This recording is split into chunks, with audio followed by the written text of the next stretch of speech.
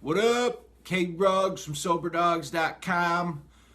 Today's video, what to do after rehab or jail for your best chance of success. Rehabs and jails, they have a lot of routine, a lot of structure, and most addicts are coming out of rehab or jail. So once you get out, you're kind of thrown in back into the world. You don't know what to do. Here are 14 things that give you the best chance of success when you get out.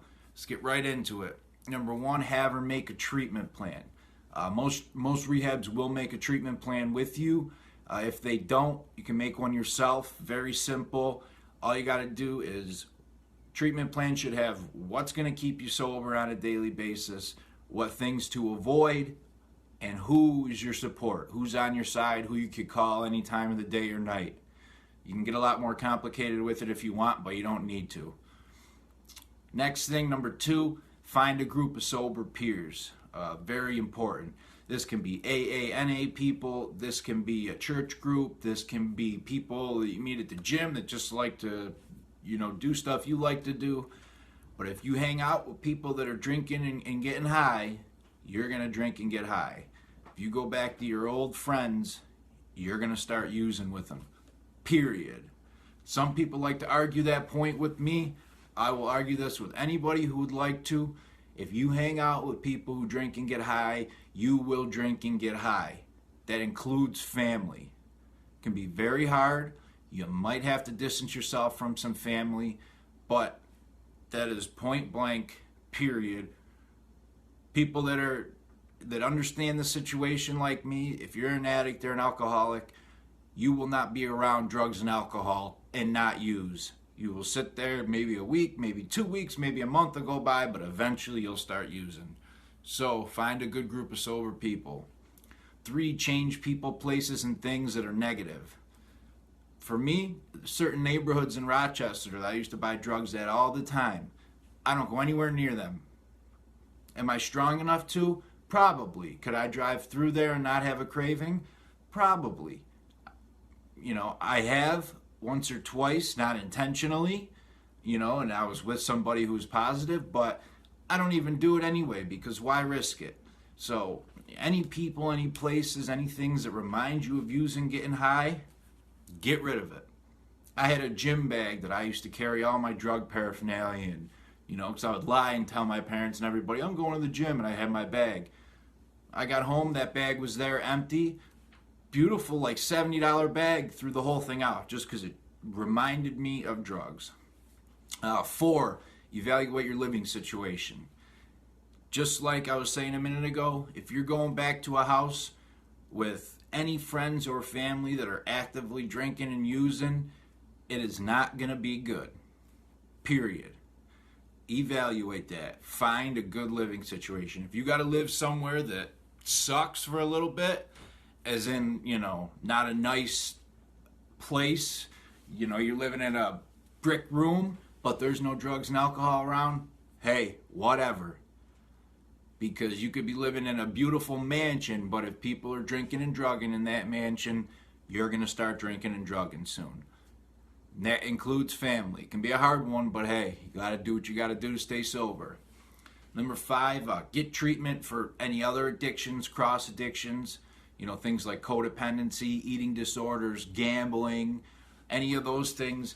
Make sure you get, you're on top of your treatment. Mental health and addiction are a big one. They go together. If you got depression, anxiety, make sure you're treating those, because a relapse in any of those, can lead to you start using again. If you got an eating disorder and, you start doing those actions, negative actions as far as that, you're going to get depressed and it'll probably lead to using again. Same thing with depression, anxiety. Treat it, work on it so you stay sober. Number 6, know your triggers and avoid them. Anything that trigger you, any people, avoid them. A place that triggers you, for me, there's certain neighborhoods I avoid. So like I said, they trigger me, so I avoid it, period. No reason to go there, and if for some reason I do have to go there, I'm always with a positive, sober person, somebody, my parents, or my sponsor, somebody that I know I'm cool with driving through there. Number 7, build up a positive support network. Sober people, AA people, NA people, Al-Anon people, church group, people you work out with, people at your job, whatever, wherever, positive support group. Get numbers, put them in your phone, get people, someone you could always call 24/7 that's on your side.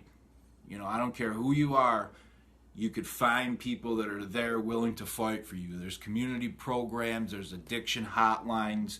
Just plug those numbers in your phone just to have them. It's a great idea. Number 8, take your medications properly and, attend any other appointments you have. Most rehabs will have you come back, 2 weeks, a month later to check in, talk to your counselor, etc. Make sure you go to those appointments. If you're doing like an outside treatment, mental health, therapy, outpatient, go to your appointments. Do whatever you got to do to stay sober. It's not just walk out the door of rehab or jail and magic butterflies come up and you're now a sober person. It takes work and you got to follow up on it. Some old timers in jail used to tell me, dude, you better change your behaviors now. And I would say, what are you talking about? And they said, well, you're getting high in here. And if you're getting high in here, you're going to be getting high in the street. And I said, no. And they'd say, what do you think? The day you walk out, it's just, a rainbow and you're a magic new person? And they were dead right. My behaviors were the same in there.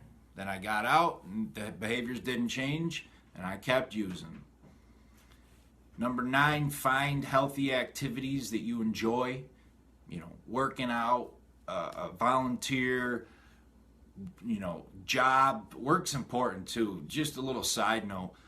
I had a chance to work at a different job where I could be making more money and get more hours, and I turned it down because it's just more of a environment that stressed me out and pissed me off. So, do activities you enjoy. Get a job you enjoy, you like, if you can. I know it's hard, obviously, coming out of rehab or jail, but, activities, healthy stuff. Rock recovery in Rochester is phenomenal. Sober people go kayaking, go hiking, work out together, do stuff like that. Number 10, be prepared if a relapse happens. A great counselor I had always said, I don't expect when you guys graduate this program that you're never going to use again, but my goal is to give you all the tools that if you do relapse, you get right back on track as soon as possible. And that is huge because unfortunately relapses are gonna happen. But if you can get right back on track, hopefully it's only a day or two thing or a couple days, then don't beat yourself up over it. Don't kill yourself over it. Just get right back on track, get back to your meetings, call your counselor, call your therapist, call your support, call whoever you need to, and just keep moving forward. It's not the end of the world. Look and analyze why it happened, but keep moving forward. Number 11, help others struggling with addiction and volunteer. One of the best ways to keep your sobriety is by giving it away.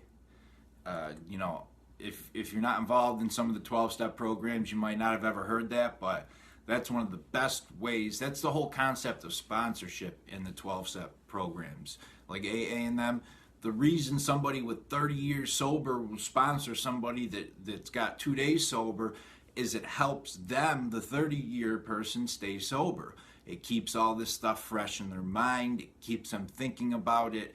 It, makes them feel good by helping somebody else. Excuse me. So volunteer and help others struggling with addiction because this will help you stay sober. It's always good to give back. Number 12, attend outpatient. Outpatient's great. Even if you just did a 9-month intensive inpatient rehab, there's nothing wrong with doing outpatient.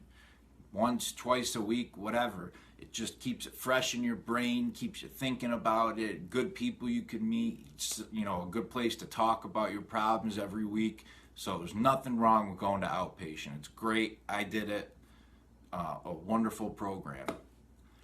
13, go to a halfway house or sober living facility.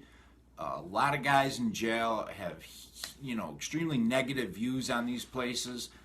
I did too until I got out, and a couple very good friends of mine work at a halfway house here in Rochester. It is a wonderful program. They got 14 guys living in a house. They go to meetings together. They talk about issues together. They try to work on stuff together, anger, whatever. So, don't jump to conclusions. Like I said earlier in number 4 about evaluate your living situation.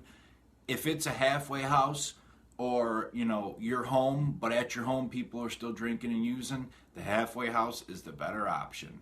So evaluate that, look at it yourself, but don't jump to conclusions about these places. They could be great. And number 14, last, to me, very important one is find a purpose, find a passion. One of the biggest things about recovery is to find what, most of us were trying to fill our heart with drugs and alcohol because it was empty for some reason. So find your purpose, your passion to fill that up.